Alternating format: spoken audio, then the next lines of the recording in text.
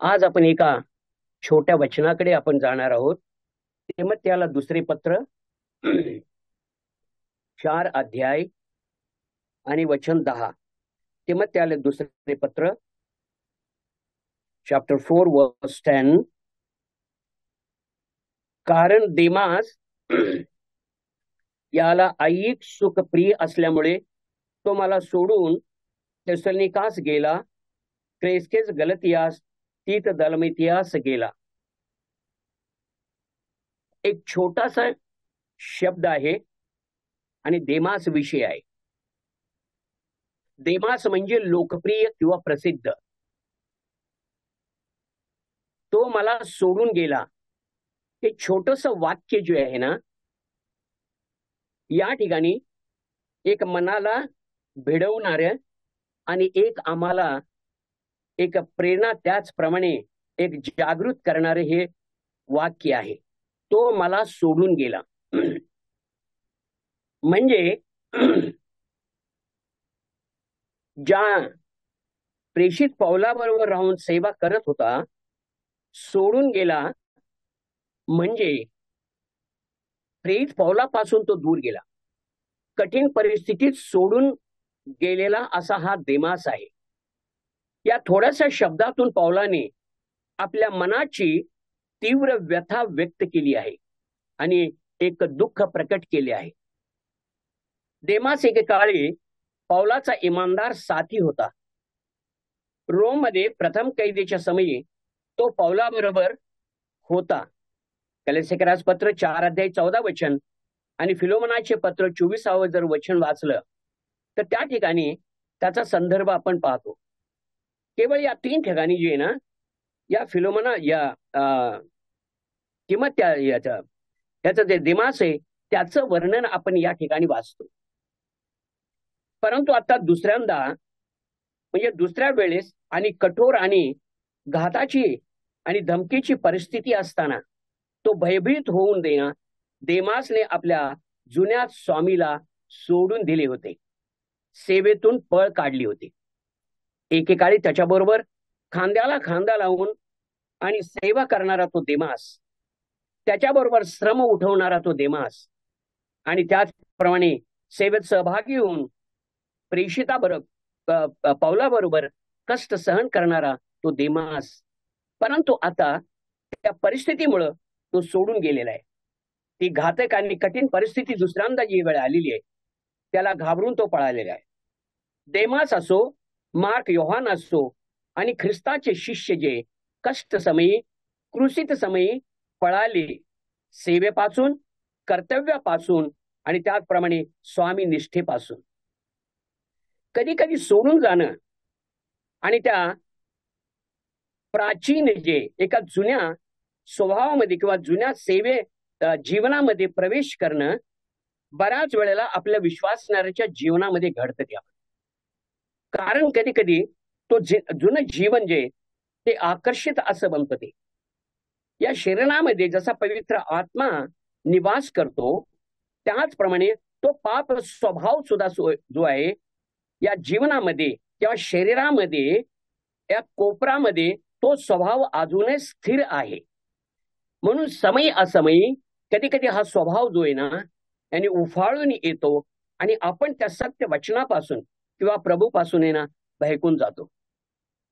आणि अशा प्रकारे या ठिकाणी देमास किंवा मार्क योहान, परंतु एक गोष्ट निश्चित आहे, मार्क योहान परंतु दूर गेला पण पश्चाताप करून जो आहे ना परत आला. पेत्र जो आहे 3 वेळा खोटं बोलला, पश्चाताप केला, परंतु पश्चाताप जो खरोखर पश्चाताप होता आणि क्षमा त्यांनी प्राप्त केली. पण यहूदा इस्करियोतचा पश्चाताप झाला नाही आणि त्याचा अंत आपण पाहिलेला आहे. अशा प्रकारे देमासचं काय झालं पवित्र शास्त्रामध्ये आपण काय वाचत नाही. परंतु एक मात निश्चित आहे, प्रभूला सोडून गेला, सेवेला सोडून गेला आणि अशामुळं सेवेपासून, कर्तव्यापासून, स्वामीनिष्ठेपासून तो दूर गेलेला आहे. खरं आहे ना, कधी कधी तो पुढचा जुना स्वभाव जो आहे ना आम्हाला प्रभावित करतो आणि आम्ही त्याच्या स्वाधीन होतो. बऱ्याच वेळेला आपण मागे वळून पाहतो आणि त्या जुन्या जीवनामध्ये प्रवेश करण्याचा, कारण जगातली परिस्थिती अशीच आहे. कारण आकर्षण आहे, शरीराचा आशा आहेत आणि त्याच्यामुळं बऱ्याच वेळेला आपण देमास सारखं बनतो काय. परंतु आमच्या विषयी ज्या वेळेला देमास विषयी वाचतो, आमच्या विषयी काय म्हणता येईल?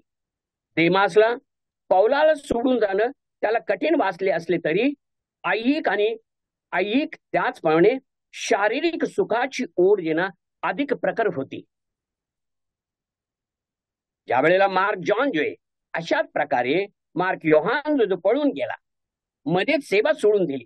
आकर्षण, आणि हे जगिक आकर्षण सध्या आपल्याला आपल्या विश्वासाला फार एक मोठं प्रभावी एक अस्त्र बनलेलं आहे. एक ऐहिक सुख आहे, एक शारीरिक सुख जे, आणि या सुखामध्ये आपण कधी कधी ना बऱ्याच गोष्टी देवाच्या त्या प्रभूच्या वचनाची आपण आठवण न करता त्याच्यामध्ये सहभाग होतो. देमास जो आहे हा केव्हाही बदलणारा सुरेख हवामानासारखा शिष्य होता. देमास जो आहे हा केव्हाही बदलणारा, हवामान कधी बदलेल आणि कसं बदलेल आम्हाला सांगता येत नाही, परंतु देमास जो आहे हा सुद्धा बदलणाऱ्या सुरेख हवामानासारखा शिष्य होता, ज्याने ख्रिस्ताशी कधी जो ना प्रामाणिकपणे वचनबद्धतेची किंमत कधी त्यांनी मोजली नाही. म्हणजेच प्रभूसाठी खऱ्या अर्थाने समर्पण होणे त्याच्या हिशोबी नव्हते. आणि अशा लोकांविषयी प्रभूने एक गोष्ट निश्चित सांगितलेली. ज्यावेळेला आपण मत्तेकृत शुभवर्तमान 13वा अध्याय वाचतो, 20 आणि 21व्या वचनामध्ये प्रभूने एक चांगली गोष्ट सांगितलेली आणि आंबासाठी ती प्रेरणादायक आहे. आणि मत्ते 3:13 अध्याय 20 आणि 21व्या वचनामध्ये होते, खडकाळीवर पेरलेला तो हा आहे की वचन ऐकतो व तत्काळ ते आनंदाने ग्रहण करतो, परंतु त्याच मूळ नसल्या कारणाने तो थोडाच वेळ टिकतो आणि वचनामुळे संकट आले किंवा छळ झाला म्हणजे तो लागलाच अडखळतो. प्रभू येशू ख्रिस्ताने अशा लोकांविषयी एक महत्वाची जे ना एक गोष्ट जे एक वचन जे या ठिकाणी म्हटलेले, आणि म्हणतो तो खडकावर पेरला तो आहे की वचन ऐकतो परंतु तत्काळ ते आनंदाने ग्रहण करतो. खडकावर पेरलेलं जे आहे ना ते कधीही उगवणार नाही आणि ते फळही देणार नाही. ऐकणारा नव्हे, परंतु ऐकून जीवनात आहे ना त्या वचनाचा संदर्भ घेऊन जीवन जगणारा तो खरा विश्वासी. वचनाद्वारे आपण रोज वचन ऐकतो, परंतु वचन ऐकून जीवनात बदल आणणं आणि त्या वचनानुसार जीवन जगणं, तेव्हाच आहे ना ते आपण फळ देणारे आणि एक आत्मिक जीवन जगणारे आम्ही अशी व्यक्ती बनतो. आणि म्हणून ते म्हणतो मूळ नसल्या कारणाने तो थोडाच वेळ टिकतो.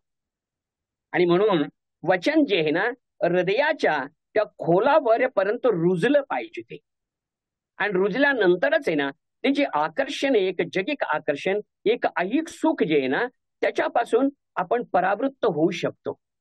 परंतु ते वचन जे खोलवर रुजलं पाहिजे, जीवनात ते वचन उतरलं पाहिजे, तेव्हाच आहे ना ते अद्भुत असं कार्य घडून येईल. आणि म्हणून प्रियांनो, प्रभू येशू ख्रिस्ताने या ठिकाणी म्हटलेले ऐकणारे बरेच आहेत परंतु जगणारे जे, ख्रिस्ती म्हणणारे बरेच आहेत परंतु खरं ख्रिस्ती जीवन जगणारे जे आहेत ते थोडे आहेत, असं प्रभूचं या ठिकाणी म्हणणं. म्हणून आहे ना वचन ऐकून जीवनात उतरवणं गरजेचं आहे. आणि म्हणून या वचनामधून ज्या वेळेला पाहतो 3 आहेत विश्वास यांच्या जीवनामध्ये 3 प्रमुख गोष्टी आहेत प्रियानो. विश्वासाच्या जीवनामध्ये 3 प्रमुख गोष्टी आहेत आणि त्यांच्याबरोबर लढणं हे अत्यंत गरजेचं आहे. पहिलं जे ना आपलं स्वतःचं शरीर, दुसरं आहे ना एक जग आहे, आणि तिसरं जे शैतान आहे. हे 3 जे आहेत ना आपले 3 प्रमुख शत्रू आहेत आणि त्याच्याबरोबर लढणं आणि विजय प्राप्त करणं अत्यंत गरजेचं आहे. आणि सर्वात मला वाटतं म्हणजे माझ्या मते आपलं शरीर सर्वात मोठा शत्रू आहे. आणि म्हणूनच प्रियानी या शरीराबरोबर म्हणजे या शरीरावर लढणं एवढं सामान्य गोष्ट नाही. आपल्या इच्छेवर एक त्याचप्रमाणे शारीरिक भावनावर विजय मिळवणं तेवढं सोपं नाही प्रियानो. आणि खरोखर ज्या आपल्या शरीरावर जो नियंत्रण ठेवतो, आत्मानुसार चालतो तो खरोखर आहे ना तो धन्य आहे तो. आणि म्हणून या शरीरावर नियंत्रण सगळ्यात एक संयमी एक जीवन जे एक संयमी विचार असणं किती गरजेचं आहे. आणि म्हणून या ठिकाणी म्हटलेलं आहे की हे 3 शत्रू आहेत, आपलं लढणं गरजेचं आहे. ज्या वेळेला शरीराबरोबर लढून आपण विजय प्राप्त करतो ना प्रिय, आपल्या शरीरावर नियंत्रण ठेवून ज्या वेळेला आत्मप्रेरणेने आणि आत्मशक्तीने ज्या वेळेला चालवतो, जगावर आणि शैतानावर विजय पळवणं सोपं आहे प्रियांनो. परंतु शरीरावर पहिलं नियंत्रण हवं आहे. आपल्या विचारावर, आपल्या जीवनावर, आपल्या शब्दावर आणि आपल्या आचरणावर नियंत्रण अत्यंत गरजेचं आहे. आणि ज्या वेळेला आपण शरीराच्या या भावनेवर, विचारावर आहे ना, आणि ज्या वेळेला विजय प्राप्त करतो ना प्रिय, जगात आणि शैतानावर लढणारा आपल्याला कठीण जाणार नाही. आणि म्हणून माझ्या मते वाटतं की शरीर जे आहे ना, हे आपलं सर्वात मोठा शत्रू आहे आणि त्याच्यावर लढणं गरजेचं आहे. योहानाचे पहिले पत्र 2रा अध्याय जो आहे त्या ठिकाणी आपण वाचतो प्रियांनो. योहानाचे पहिले पत्र आणि त्याचा 2रा अध्याय 15, 16, 17 वचनामध्ये आपण वाचतो, जगावर व जगातल्या गोष्टीवर प्रीती करू नका. जर कोणी जगावर प्रीती करतो तर त्याच्या ठायी पित्याची प्रीती नाही. कारण जगात जे सर्व आहे ते म्हणजे देहाची वासना, डोळ्यांची वासना, संसाराची फुशारकी, ही पित्यापासून नाही तर जगापासून आहेत म्हणतं. आणि ही चेतावणी. आणि सर्वात महत्वाची गोष्ट प्रियांनो, या ठिकाणी जगावर प्रीती, जग जग जग म्हणून आहे ना 6 वेळा या ठिकाणी त्या जगाचा उल्लेख केलेला आहे. सर्व ठिकाणी जग आहे. आणि किती महत्वाची सूचना म्हणतो या ठिकाणी योहानाने पत्र लिहित असताना, जगातल्या गोष्टीवर प्रीती करू नका. त्याने एक आपण जो आहे ना एक अर्थ जरी याचा की म्हणजे ज्या वेळेला आपण योहान कृष्ण शुभवर्तमान 13 अध्याय 16 वचन वाचतो, देवाने जगावर एवढी प्रीती केली, देवाने जगावर एवढी प्रीती केली की त्याने आपला पुत्र दिला, यासाठी की जो कोणी त्याचबरोबर विश्वास ठेवतो त्याचा नाश होऊ नये तर त्याला अनंत जीवन प्राप्त व्हावं. ते जग जे आहे ते जग वेगळं आहे. आणि हे जे जग आहे, या जगामध्ये काय आहे, आणि या जगामध्ये जगावर तुम्ही प्रीती करू नका, जगातल्या गोष्टीसाठी समर्पण करू नका. आणि काय त्या महत्वाच्या गोष्टी या ठिकाणी अशा प्रकारे सांगितले जाते. या ठिकाणी प्रारंभी परमेश्वराने आपल्या अगाध ज्ञानाने आणि त्याचप्रमाणे सामर्थ्याने व एक जग निर्माण केले प्रिय. ज्या वेळेला आपण परमेश्वराने जग निर्माण केले ना, त्यावेळेला आपण पाहतो की ते जग कुठल्या प्रकारचं होतं. ते एक पवित्र असं जे जग होतं, जे पवित्र होतं, पापाचा लवलेश नव्हता, ते जग जे. आणि ज्या भूतलावर परमेश्वराने चालला आणि आदम हव्वाशी बोलला. परंतु या ठिकाणी जे ते नैसर्गिक जग होतं जे परमेश्वराने राहिलं, परंतु त्या ठिकाणी आदम आणि हव्वा हे नग्न होते, पापाचा लवलेश नव्हता, पाप त्यांना स्पर्श केलेला नव्हता. परंतु जेव्हा त्यांच्या जीवनामध्ये शैतानाद्वारे पापाचा प्रवेश झाला आणि देवाच्या आज्ञेचं उल्लंघन झालं, त्यावेळेला काय झालं प्रिय, तेव्हाच एका दुसऱ्या जगाची सुरुवात झाली, एका पापाच्या साम्राज्याची, जे 16 वचनामध्ये आपण वाचतो. या जगामध्ये काय प्रिय, या जगामध्ये आहे देहाची वासना, डोळ्याची वासना व संसाराची फुशारकी, ही पित्यापासून नाही तर म्हणतो की जगापासून आहेत. आणि म्हणून म्हणतो जग व त्याची वासना ही नाहीची होत आहेत. एक वेळ हे जग नाहीश होणार आहे, परंतु विश्वासणारे ते धन्य आहेत. परंतु की खरोखरी ना या जगापासून अलिप्त राहून एक निवडलेली प्रजा आणि देवाचे लोक म्हणून जगणं किती गरजेचं आहे, या वचनामध्ये आम्हास या ठिकाणी प्रेरणा देत आहेत. आणि म्हणून या ठिकाणी म्हणत आहे की या पापाच्या साम्राज्यापासून आहे ना, या जगापासून आम्हाला दूर, जगात जीवन जगणं आहे प्रियानो, त्याच्यात काही शक नाही, जगात जीवन जगणं आहे, परंतु पापमयी या जगापासून किंवा पापाच्या गोष्टीपासून आम्हाला दूर राहणं किती गरजेचं आहे हे वचन या ठिकाणी सांगत आहे प्रिय. की आपण किती शुद्ध जीवन जगून येणार, परमेश्वराच्या त्या सन्मार्गात चालणं किती गरजेचं आहे जगावर. आणि म्हणून जगात सगळ्या गोष्टींचं आकर्षण आहे, किती प्रकारचं आकर्षण आहे या वचनामध्ये आपण वाचतो. कशा प्रकारे या ठिकाणी म्हटलेलं आहे त्यांनी, या ठिकाणी तो म्हणत आहे की देहाची वासना. आणि म्हणूनच मी म्हटलं की देह आपला सर्वात मोठा शत्रू आहे. या देहाच्या वासनेपासून आणि विचारापासून आपलं जागृत जीवन जगणं किती गरजेचं आहे. नियंत्रण जे आहे ना, संयम जे आहे आपल्या शरीरावर सर्वात महत्वाचे. आणि ही साधारण गोष्ट नाही प्रिया. ज्या वेळेला आत्मप्रेरणेने आत्मशक्तीने ज्यावेळेला पवित्र आत्म्याच्या प्रेरणेने जीवन जगत असतो, तेव्हाच आहे ना या देहाच्या वासनेवर किंवा देहाच्या या इच्छेवर आहे ना आपण नियंत्रण करू शकतो. डोळ्यांची वासना पाहावं तिथं पाप आहे प्रिय. आणि त्यामुळे आपण डोळ्याने पाहतो आणि नंतर तो ना पापमय विचार शरीरात प्रवेश होतो आणि नंतर ना ते पाप वासना जे ना आणि या शरीरातून बाहेर पडतं.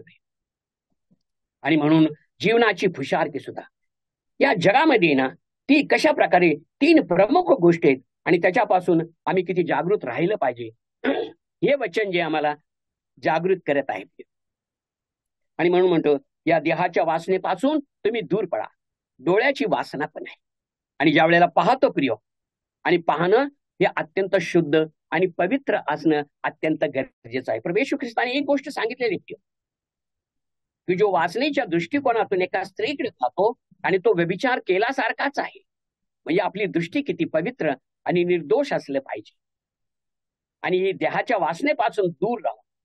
आणि म्हणून आपल्या या जगिक गोष्टीचा घमंड आमच्यामध्ये नसताना परंतु आम्ही जे आहे प्रिय या जगाच्या गोष्टीपासून दूर राहणं किती गरजेचं आहे.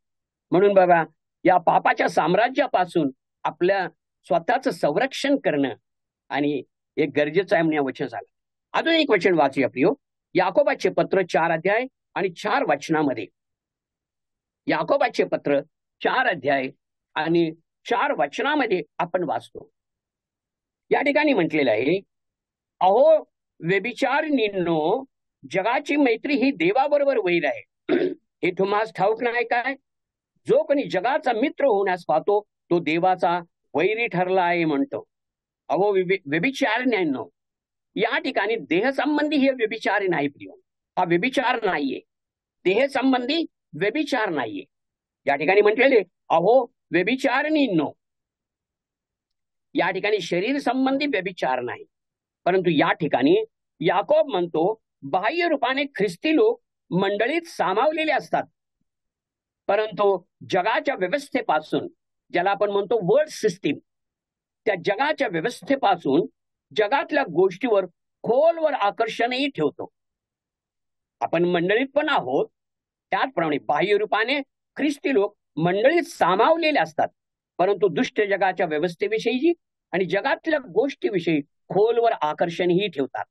अहो विचारणीनो म्हणजे अहो विश्वासघात करणाऱ्यांनो, की जे आत्मिक दृष्ट्या परमेश्वराविषयी विश्वासघाती आहेत, परमेश्वराऐवजी जगावर प्रेम करणारे जे आत्मिक व्यभिचारी आहेत, आध्यात्मिक व्यभिचाराला बळी पडलेले आहेत, त्यांना ते म्हटलेले. आणि म्हणून इर्मिया 31 अध्याय 32 वचनामध्ये म्हणतो, मी त्यांच्याकडे पाठ फिरविले आहे. ज्या वेळेला इस्रायली लोकांना देवाकडे पाठ फिरव आणि नंतर मूर्तीपूजा आणि अन्य जगिक गोष्टीकडे त्यांनी पाठ फिरवली आणि देवापासून येणं ते बहकले आणि भटकले ते.